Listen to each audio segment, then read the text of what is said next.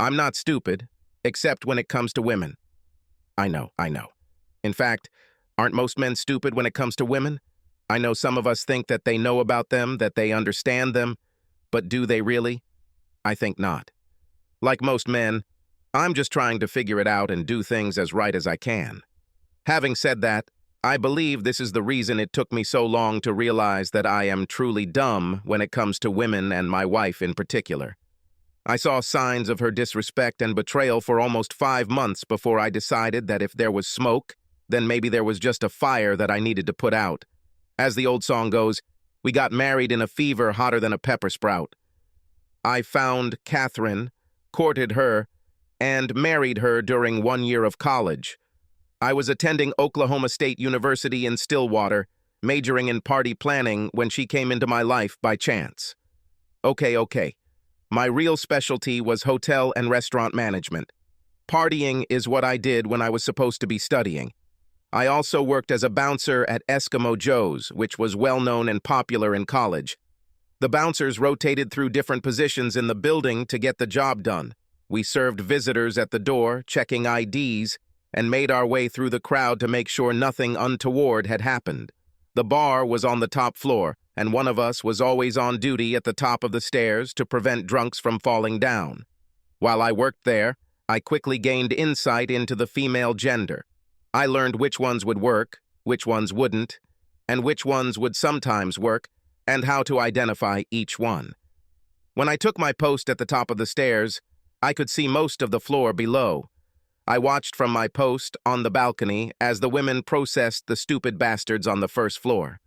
Some women would have 2 or 3 poor, thick-headed bastards, buy them drinks at the same time in hopes of driving them home or to their cars for a little quiet time later in the evening.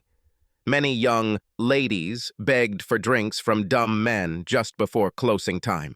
Usually after the last call, or a little earlier, there was a massive outflow of these women. They pretended to go to the toilet before leaving with the young man who treated them for the evening to allow them to rush out the back door that led from the corridor to the toilets. This, of course, infuriated the men, and many times one of the bouncers had to give them advice to calm them down. I knew which young women regularly played the game, and as a public servant, I would warn my friends and sometimes just a guy I thought was cute and didn't deserve to have nasty things said about him. Others, I simply allowed to be carried away. Anyway, one Saturday night after a home game, I was working and watching drunks make fools of themselves when this absolute goddess fell into my arms. Drunk is an understatement for her. She was completely out of her mind and claimed that she didn't even know where she was. She couldn't find the friends she supposedly came with, but I understood that. I had never seen her with these women before, and they were one of the worst groups to sneak out the back door after drinking free all night. I was almost sure they were gone. It was after the last bell, and they usually ran out when the last bell was announced. Around this time, when Catherine was literally hanging in my arms, the man from whom she was begging for drinks approached. He glared at me and grabbed her hand. "Come on, Kelly," he said. "We need to get out of here. I was already starting to think that you disappeared because of me. Well, now I think I know her name." I was about to let her go with the young man when she came to her senses a little and looked at him questioningly. "My name is not Kelly, but Catherine. Who are you? Why should I go with you? Where are Cindy and the other girls?" I had to go with them when the bar closed. The man simply pulled her hand and said, "Kelly, Catherine, it doesn't matter. I bought you drinks all night long and now you're coming home with me." Catherine came to her senses again and tried to stand up and move away from the man. She looked scared and said, "No, I don't know you and I don't want to go with you. Now leave me alone." The man tried to pull her away again, but she resisted. I figured she really didn't know him and didn't want to leave, so I pulled her over to the chair and tried to get between them. "Hey, guy," I said, "looks like the lady doesn't want to go with you. Now why don't you just leave like she asked before we get into trouble?" A mask of hatred appeared on his face and he pushed me. "Fuck off, asshole. This bitch is with me and we're leaving. Now leave it if you know what's best for you." I moved back a little, then grabbed his hand and quickly twisted it behind his back. He screamed in pain as one of my fellow bouncers approached. "Are you having problems, Dave?" "Nope. This guy wanted to take the lady with him, but she didn't want to go. He didn't want to take no for an answer, but I think he understands now, doesn't he?" Having said this, I pulled the idiot's hand up a little more, and he again howled in pain and rose on his tiptoes. "Oh, yes, I understand. Just let me go, idiot." I walked the man to the door and walked out to the edge of the sidewalk. I gave him a little push and said, "Okay, get out, buddy. Now we have your photo, so I don't want to get you in any more trouble. Otherwise, we'll have to call security next time." I walked back into the building and saw a couple of waitresses huddled around Catherine. She passed out right in the chair. Damn, that's what I was thinking. Patty looked at me and said, "Dave, Catherine lives in my dorm. If you help me get her back to the dorm and put her in her room, I can take care of her from there." Well, that's what I did, and that's how I became one of Catherine's favorite people. The following weekend, I was working on a Friday evening when a beautiful woman ran up to me, wrapped her arms around me, and pulled me close before planting a very sloppy and lingering kiss on my lips. I pushed her away and said, "Wow, what does all this mean? You saved me last Saturday. Patty told me that you stopped that asshole from taking me home, then you drove us back to the dorm and helped her get me into my room. I don't know what would have happened to me if you hadn't saved me. I didn't even know that he and my idiot friends had pulled the old trick of drinking and running out the back door at last call without me. I was supposed to go with them, but they didn't wait for me. They just left. I didn't even hear them call the last time, so I missed it. Well, for the next 2 years while I was working, Catherine was always by my side so that I could always protect her. We got to know each other very well and started dating a few months after I rescued her. When we finished school, we got married. Catherine is just a little demanding. She loves parties and dancing, loves to eat delicious food and drink good wine. Everything is fine. We have a great job and no kids, so we can afford it. We just can't afford as much as she wants right now, and it drives her crazy when I tell her we can't go out before payday. Some of our arguments about money revolve around the fact that my parents are quite wealthy. They own a large farming operation and almost 4 plots of farmland in our hometown. We also have a large year-round fishing and hunting resort. When I tell Catherine that we can't afford something, she almost always shouts that if I weren't such an idiot, I would have gotten it from my parents. She thinks I should come home and take a management position with Dad so we can make big money and be a big duck in a small puddle. I have told her multiple times that I am here at this job to get some real-world experience and learn how the big boys do it before I return to our company. The resort manager plans to retire in another 3 years, at which time I will take his place. It's not fast enough for Catherine. I started receiving snide comments about my ability to earn enough to pay our bills. Sometimes Catherine would go out after work with her friends and return home exhausted. Many times over the past few months, I have had to pick her up or pay for a taxi. About 5 months ago, this all stopped. Oh, she still came home excited, and many times I had to go with her to the office the next day to pick up her car. Sometimes I had to take her to her favorite bar, but I never had to pay the taxi driver or pick her up from the bar. Once or twice I found her sleeping on the living room floor when I came down the next morning. I wondered how she got into the house if she passed out on the floor outside the door. Finally, after several arguments, I decided to find out what was really going on. I did what many men do in a similar situation. I bought voice recorders and put them in Catherine's purse, in her car, and even one in her office hidden under her desk. I tapped our landline and bought the necessary equipment to copy her cell phone calls. What I found out killed my love for her. She had a sexual relationship with one of the men she worked with. Many late nights and Saturday shopping trips with the girls over the past 5 months had been her liaison with good old Gregory Anders. He was one of those obnoxious salesmen you hate. Greg was arrogant. He had an insinuating smile and sucked up to his betters. His only saving grace, or maybe not, was that not only was he the highest paid salesman in her company, but his father owned the damn place. I had enough notes to understand 2 things. When I cut back on our visits to expensive restaurants, the amount of entertainment, the purchase of fine wines, going to expensive plays, and so on, Catherine complained long and loudly at work about how badly I treated her. Gregory noticed that Catherine was unhappy and began to follow the women during their nightly walks. He spent money, bought them drinks, and generally showed them the good life until Catherine became interested. After that, he managed to persuade her to meet him for lunch at an expensive bistro. After she became hooked on his extravagance, he took her out for dinner after work at posh establishments.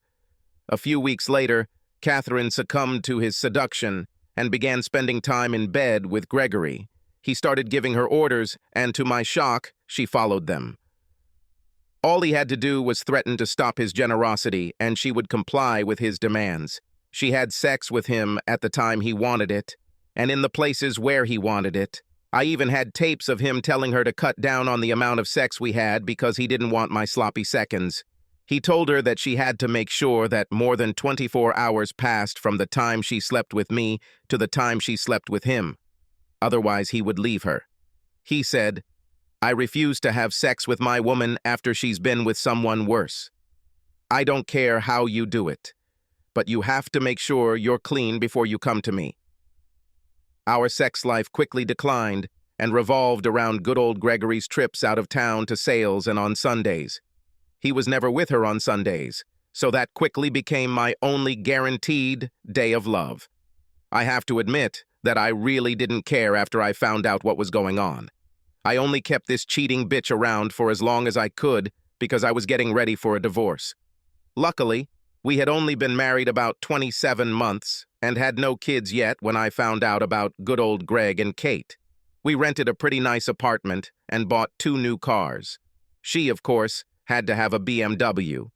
I was very happy with my 2010 F-150 Super Crew 4X4 that I bought when we graduated from college.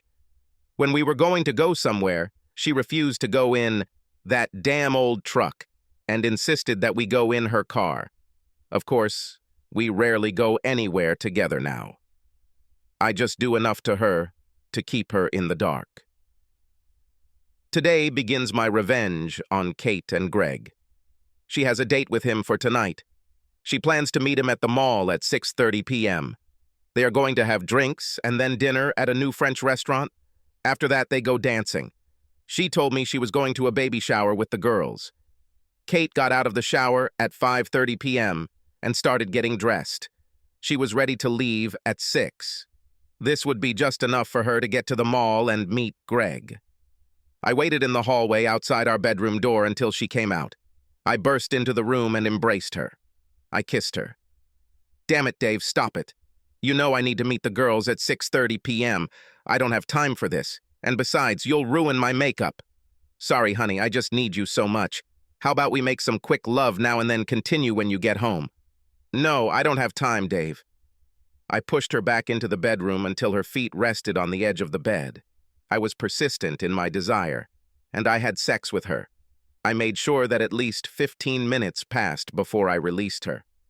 I really needed this sex. I wanted to make sure she got the full load. I kissed her. She screamed that I ruined her makeup, and that now she had to head to the bathroom to clean herself up, but I grabbed her and dragged her to the door and down the hall.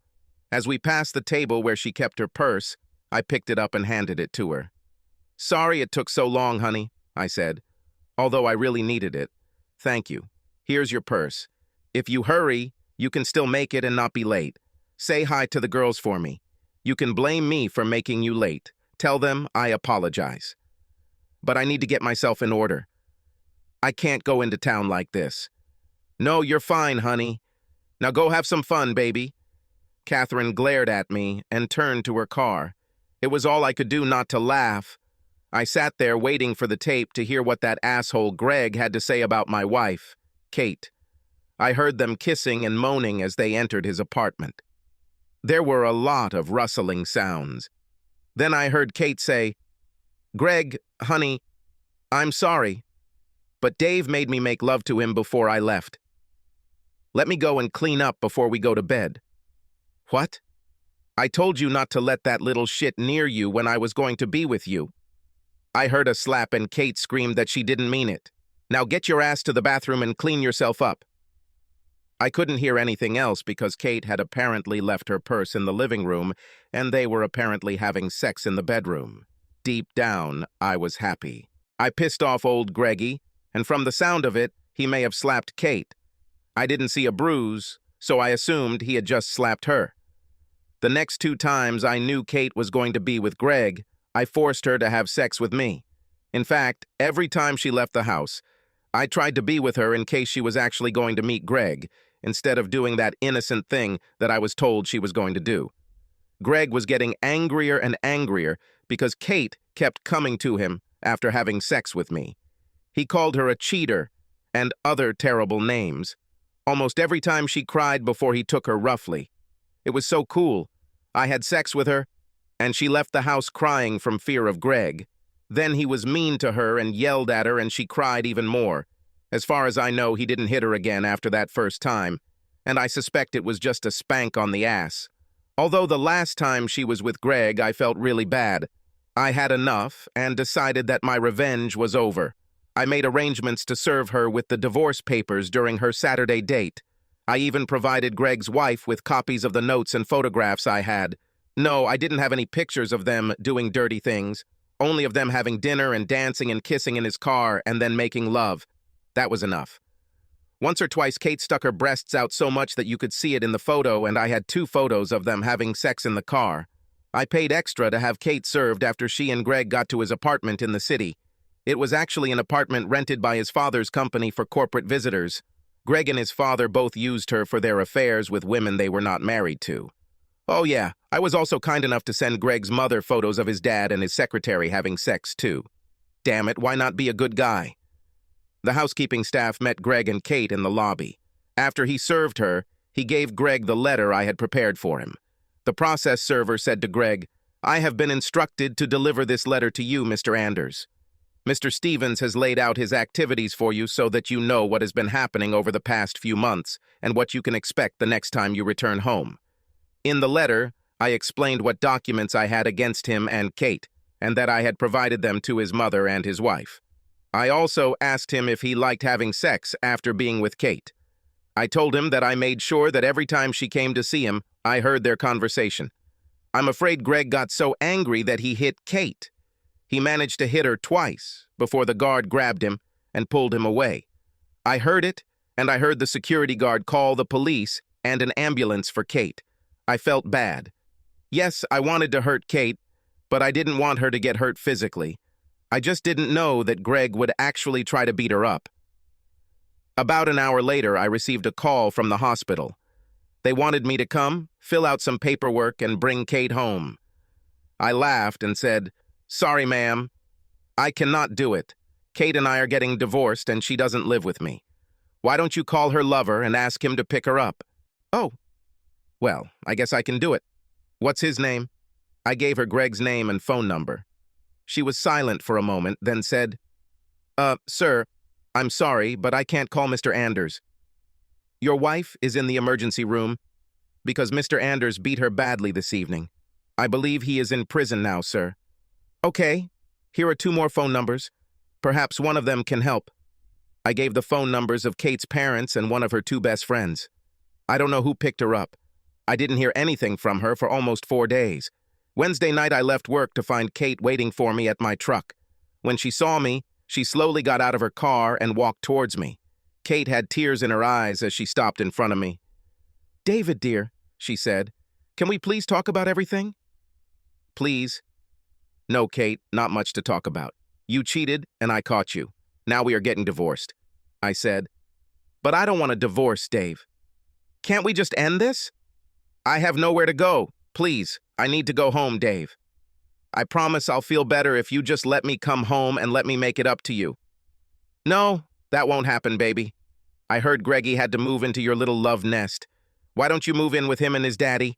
I bet they'd be happy to take care of you." I walked around Kate and got into my truck. When I closed the door, she stood there and cried. She didn't move until I was out of sight. And now there's one more thing I didn't understand about women. Kate worked full-time and earned almost $36,000 a year.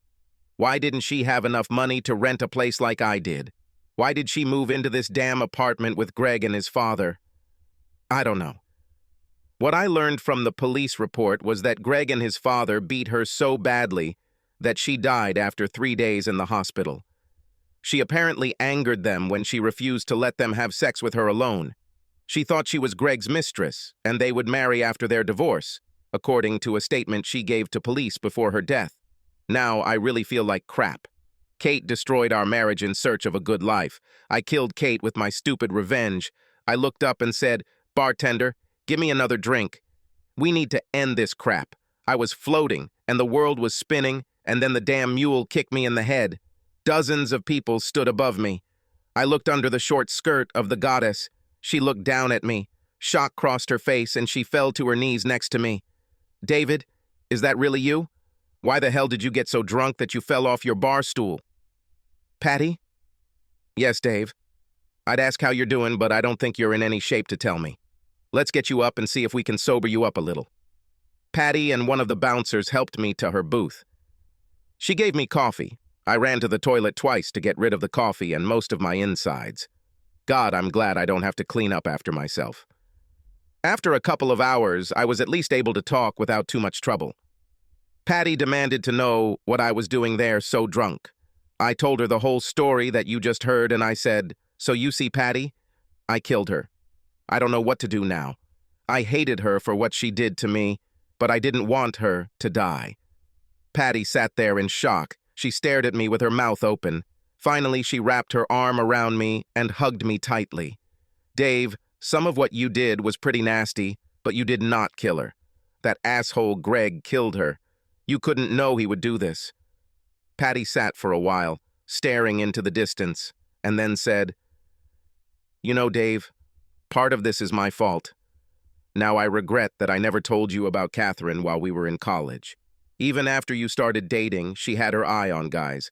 If they had a lot of money or very little and were willing to spend it on her, she was willing to sleep with them. Often in the evenings, when she wasn't hanging out with you at Joe's, she'd be out with some guy with deep pockets. Where do you think she got the money for those expensive clothes she wore? I never told you because you weren't exceptional back then, and I really didn't think you'd fall for her tricks and marry her. Heck, you worked at Joe's and knew what kind of tramps were there. I thought you were only after her for sex with her, like other guys. So you see that I'm guilty in some way too." I sat and looked at Patty. "Even in college, right? Damn, I just don't understand women. I thought we were doing well.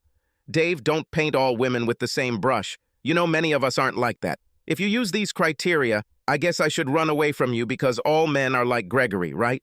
Dave, I know that's not true. I worked with you for 2 years. I know what kind of person you are. How many women have you brought home and put to bed when they were so drunk they could have been raped if someone hadn't taken care of them? Dave, you just need to learn that women are like men. There are good, worthy players, and there are bitches. There are women players as well as men. Look for the good ones and do the best you can. We reason differently than men, it's true, and we are more driven by emotions.